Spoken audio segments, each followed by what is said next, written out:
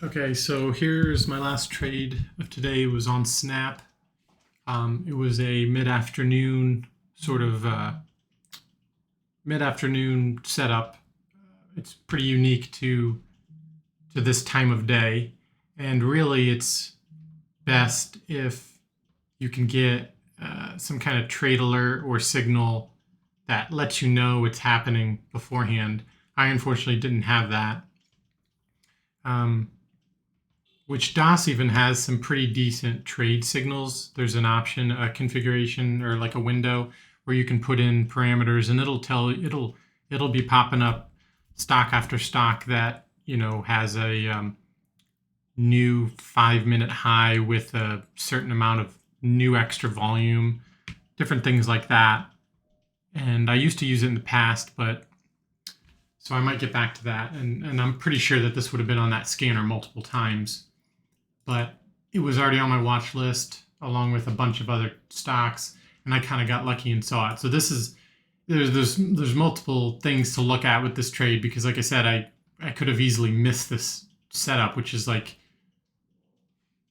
kind of unacceptable in the future. I mean, if we're here to trade the best setups we can, and if there's a pretty easy trade alert that could have signaled me that this was happening, I mean, I want to have that happening all the time. I want to have that sending that to me all the time, as opposed to me just nonchalantly coming along this and finding it. But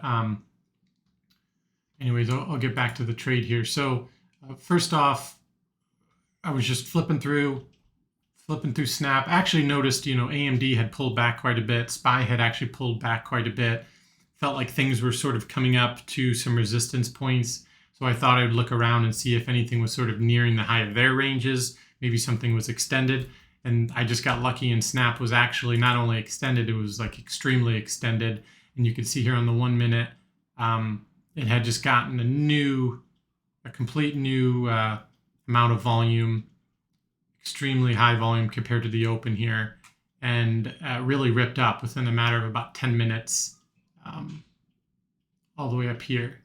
So as soon as I saw this, and I noticed it right around here, and wasn't sure if I'd missed that top there, but loved this, so I quickly sort of went into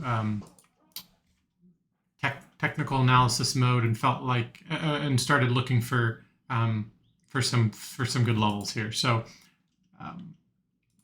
what I did was I looked on the 15-minute here, and by the way, if we look in the daily, you can see here that Snap really hasn't been doing that much since this huge gap down. Had this huge gap down, sold off even more on insanely high volume, and then really has made a bunch of inside days, few outside days, but really has been staying inside, right? So that to me is a good sign that if we can get a big move to the outside edge of its ranges, I like this for a potential short to get back inside of it. So then when I went to the mid time frame, this is the best level that I could find here. So here's today, okay? And here's this move on the 15-minute chart. Here's the move, comes all the way up here, okay? So then I looked back, and what I did notice was there was a really clear sell-off right at the open on this day, at that same area, 1540-ish. The high of this day was 1542, okay? And it basically went up about a penny, and then boom, dropped from there, never looked back. And it hasn't been that high since then. So that's a really good opening level. And as of right then, when I was watching Snap, that was aligning with the high of today. And then I zoom back even further, and on that big gap down morning, it had hit that same level at 15, right around 1540, 1545. It was really right around there. You can see here, hit it, held it again, and eventually busted through it. So we had nice support here on that fresh news gap down. And then we had a resistance here. We had a resistance from here, and then we had clear opening price resistance, boom. Most of this action actually was in the pre-market. This was overnight. So I really liked my odds there. I felt like if that wasn't a 10 out of 10 level, that was definitely a 9 out of 10. And then when you combine it with that intraday how it was setting up for me, I felt like this was definitely close to an A+ setup.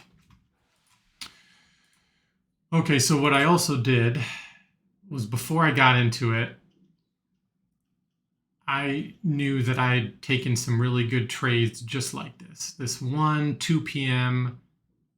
climactic volume, overextension, new volume type of move, and I would fade it back to VWAP. In particular, there was a trade on AMC, which I considered an A++ trade. I did a bunch of reviews on it and journaled it like crazy. And I have it here on my calendar from last month, being on May 3rd. So what I did was I quickly got in my files, pulled up the May 3rd trades, and then got my AMC charts out here. So here is one of them.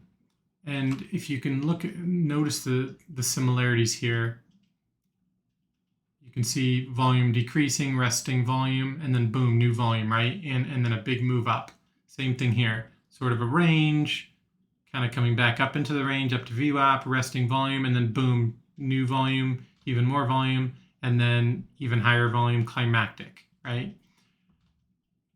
This was an awesome trade for me, especially because this level here in this green line, that was another 10 out of 10 range resistance, top of the range, higher time frame level.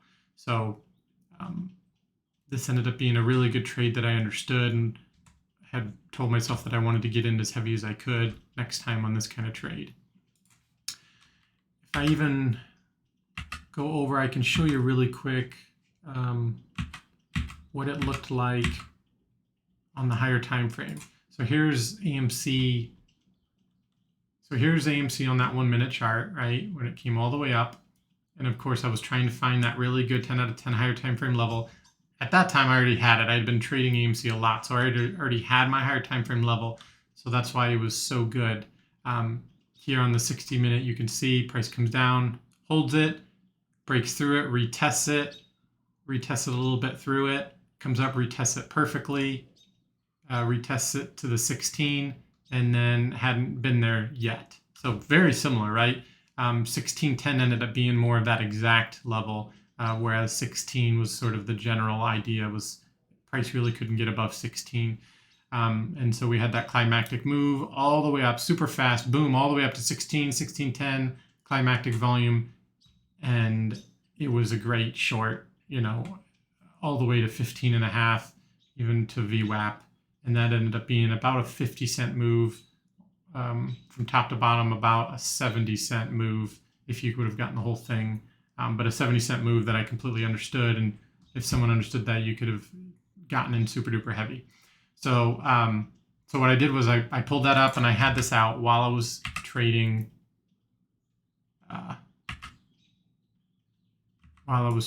Snap. And what I told myself was, you know, there's going to be a lot of different ways that it does bounce off of that level, that higher time frame level.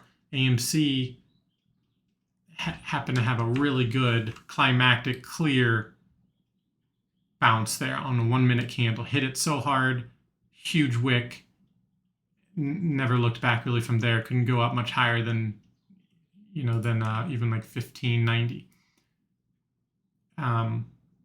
But it gave other opportunities, because you could have gotten in on a new 5 minute low, could have gotten in on this pullback, this shoulder that didn't get much higher than right here, and then you had this flush. So I was saying, you know, what is this going to give me? Is this going to give me a double top? Is this going to give me a flush? Because I really liked this flush down, which was even more confirmation with volume. Felt like this would have been a good spot to add even more. So that's what I was sort of looking at here on the 1 minute. You can see here the most volume really came on the moves up. Had decent volume right around here. It didn't give that perfect shooting star candle like on AMC, but I really do like this doji at the high of day. Doji, still pretty decent volume, and then you combine all that with the idea that this 1540 is a clear level, and it's starting to consolidate. Sure, this thing could consolidate and break out, but that's the risk we take, right? I mean, this is what we want. When we have a really good level, it's either going to break or it's going to bounce, and then we'll get a good move one way or the other. So I got in here risking half an R because I just wasn't quite sure about this level. You know, I don't know. Stop was just above high day. Started putting in some trend lines, really wanting to see if maybe we could get that first flush confirmation. Had it flushed. So I added in on the trendline break, right? I probably would have gotten out of that ad had it come up much higher.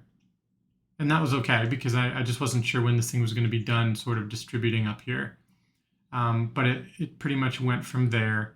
I wanted it to do a stronger flush like that AMC trade, right? The AMC had a nice flush.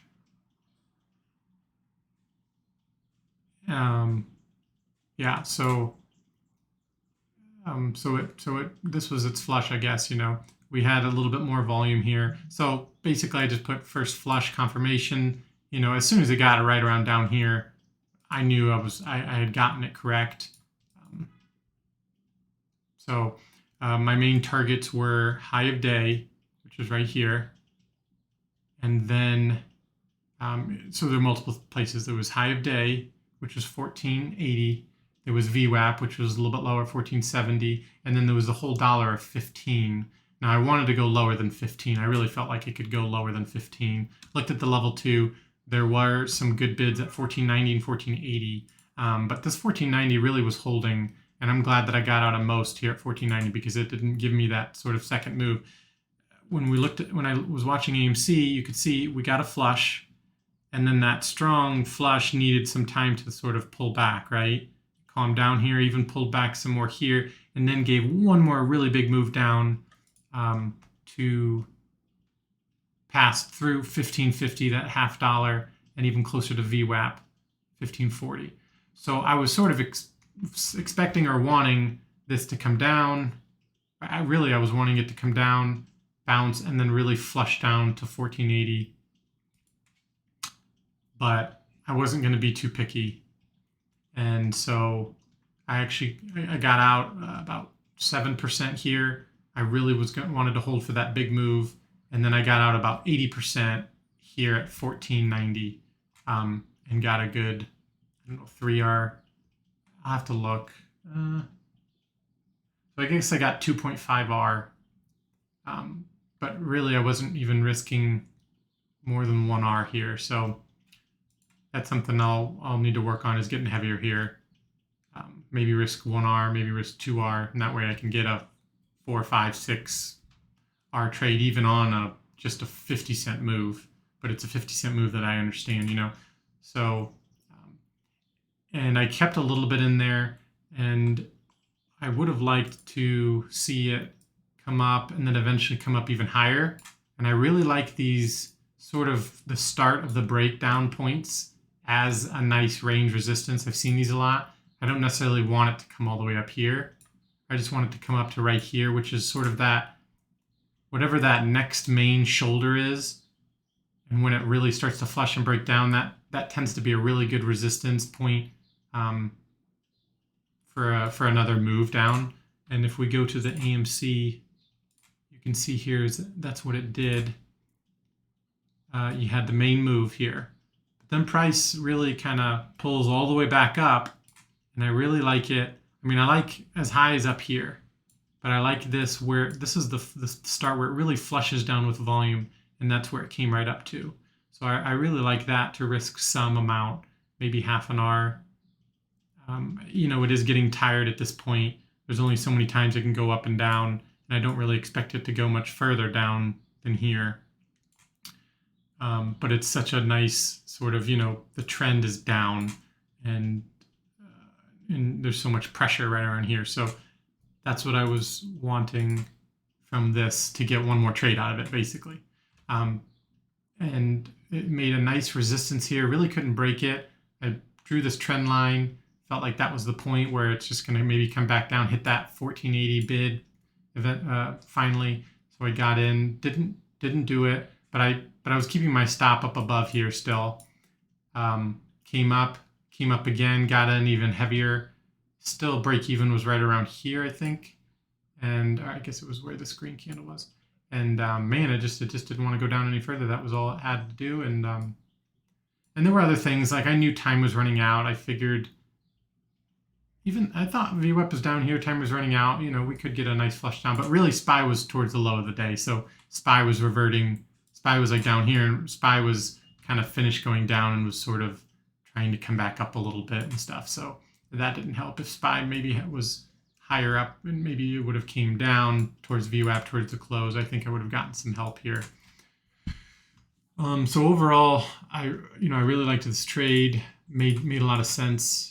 Was able to use a past trade review to pull it up in real time and use it to help me manage my risk and manage my trade, give me some confirmation, things like that. So yeah, I thought that was really cool, and I think we should all do that. I think that our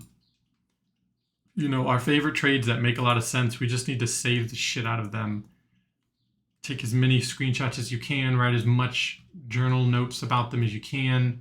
If you love them, that is where your edge might be. If you love the way a trade moved, whether you traded it or not, if you've come along it and find it later at the close, find it at night, find it in the morning, no matter where, if you love the way it looks, you just got to save the shit out of that and notice as many things about it as you can, and then keep coming back to it.